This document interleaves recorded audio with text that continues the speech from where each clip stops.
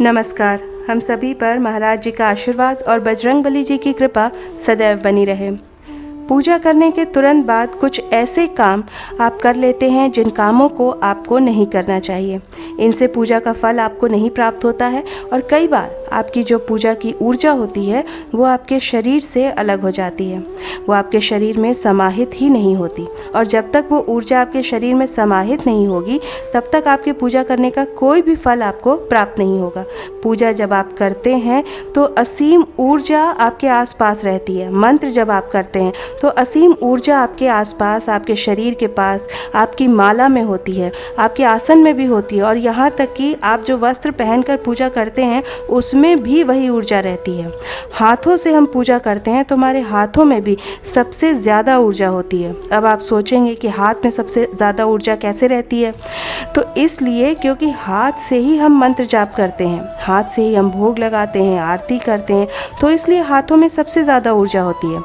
कई भक्तों से मिलकर आपने देखा होगा कि वो केवल सर पर हाथ रखते हैं और सामने वाला व्यक्ति सकारात्मक अनुभव करने लगता है। तो ये सब उसी ऊर्जा का खेल होता है। आज मैं आपको बताऊंगी उन 5 गलतियों के बारे में जो गलती जब आप कर बैठते हैं जानकर या अनजाने में, तो उससे क्या होता है कि आपकी जो पूजा का फल होता है वो व्यर्थ चला जाता है, या तो मिलता ही नहीं है या फिर मिलता भी है तो बहुत ही कम मिलता है। तो आज के इस अंक में हम जानेंगे कि कैसे पूजा के पूरे फल को हम ग्रहण कर सकते हैं, क्योंकि सारा जो खेल इस ब्रह्मांड में है वो ऊर्जा का ही है और अगर ऊर्जा है तो ही हम हैं। देवी देवताओं की जो ऊर्जा होती है जब तक हम उसे ग्रहण नहीं करते हैं तब तक दैवीय गुण हमारे अंदर नहीं आते हैं, ना ही पुण्यों की प्राप्ति होती है और ना ही उनकी शक्ति हमारे अंदर आती है, ना ही हमारे अंदर ईश्वर के लिए भक्ति जागृत हो पाती है। तो ये काम ऊर्जा ही करती है। ऊर्जा ही जब हमारे शरीर में जाती है तो हमारे नकारात्मक विचारों को नष्ट करती है, हमारे अंतर्मन को पवित्र करती है और हमारे हृदय में ईश्वर के लिए भक्ति नामक दीपक को प्रज्वलित करती है।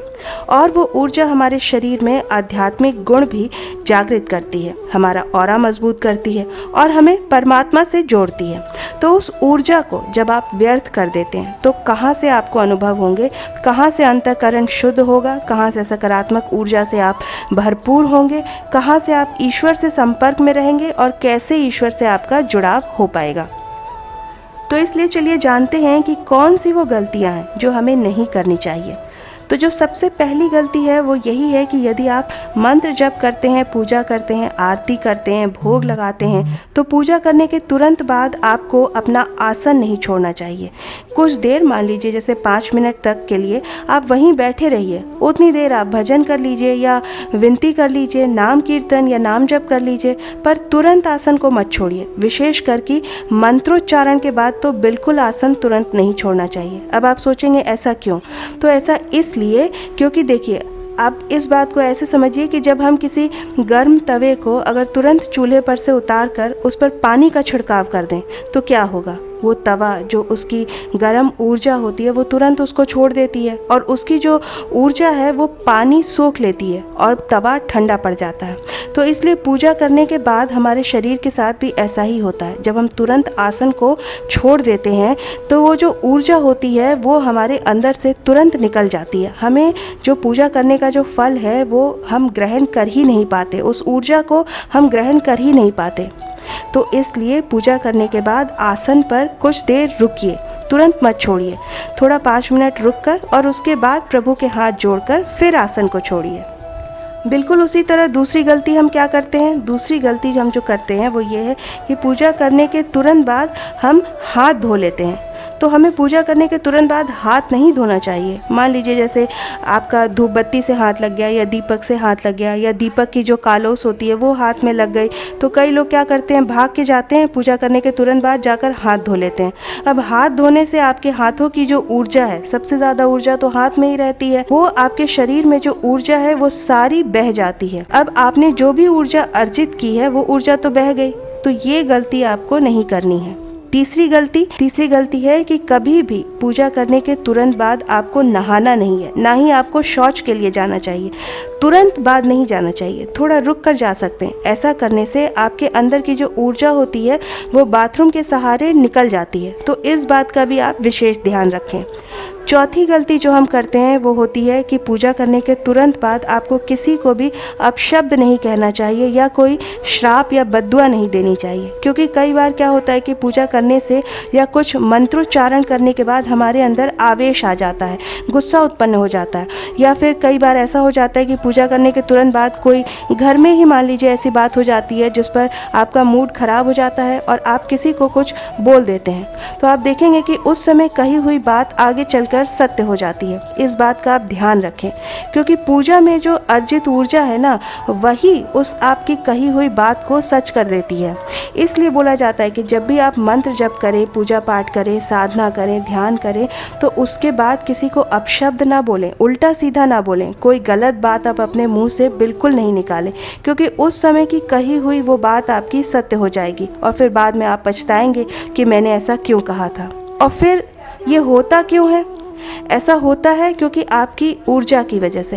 आपको ये पता होना चाहिए कि आपकी ऊर्जा कितनी प्रबल होती है। जिस प्रकार से आशीर्वाद काम करता है, जैसे किसी के आप पैर जब छूते हैं तो वो आपको आशीष देते हैं, वो आशीर्वाद आपके लिए काम आता है। आशीर्वाद का मतलब समझिए क्या होता है। जब कोई आपको आशीष देता है तो अपने अर्जित पुण्यों का कुछ अंश वो आपको दे देता है। अपने अर्जित पुण्य, वो पुण्य जो उन्होंने अर्जित किए हैं पूजा पाठ से, चाहे पशु पक्षियों को खाना खिलाकर या कोई धार्मिक कार्य करके, भंडारा करके, उस पुण्य में से कुछ अंश वो आपको दे देते हैं। वो अंश जब आपको मिलते रहते हैं, इकट्ठे होते रहते हैं, तो वो इतने प्रबल हो जाते हैं कि वो फिर बड़े से बड़े दुख दुविधाओं से आपको निकाल सकते हैं, संकटों से आपको निकाल सकते हैं। कई बार आप कहते हैं कि मैं तो बाल बाल बचा, एक्सीडेंट होने से बाल बाल बचा। तो क्यों बचा? क्योंकि जो उनके आशीर्वाद की ऊर्जा आपको प्राप्त हुई, उसने अपना काम किया। अब इसको समझ कैसे सकते हैं? अगर कोई व्यक्ति आपको बद्दुआ देता है तो वो भी असर करती है, क्योंकि वो अपने पुण्यों से आपको श्राप दे रहा है। जब आप किसी को अपशब्द कहते हैं, अगर इन शब्दों में कोई शक्ति नहीं होती, आपके आशीर्वाद में या शब्दों में या श्राप में, तो फिर लोग लड़ते ही क्यों? आप किसी को अपशब्द बोलकर देखिए, वो तुरंत आपसे लड़ने आ जाएंगे। तो उसी प्रकार जैसे कि आशीर्वाद सच होता है, उसी प्रकार से श्राप भी सच होता है, बद्दुआ भी सच होती है। इसलिए किसी की भी बद्दुआ नहीं लें और केवल आशीर्वाद ही लें। पांचवी गलती क्या होती है कि कभी भी पूजा करने के बाद शीशा नहीं देखना चाहिए। कई लोगों को पूजा करने के बाद तुरंत काम पर निकलना होता है, तो शीशा देखा, बाल बनाए और निकल गए। तो शीशा तुरंत नहीं देखना चाहिए, क्योंकि शीशे में जो नकारात्मक ऊर्जा होती है वो जाकर छिप जाती है। घर में जो भी नकारात्मक ऊर्जा होती है वो कुछ चीज़ों में छिप जाती है, जिसमें से एक चीज़ शीशा भी होता है। घर के पौधों में भी नकारात्मक ऊर्जा छिपती है और शीशे में भी अधिकतर ये ऊर्जाएं छिप जाती हैं। तो जब आप पूजा करने के तुरंत बाद शीशा देखते हैं तो आपकी ऊर्जा को वो नकारात्मक शक्ति ग्रहण कर लेती है।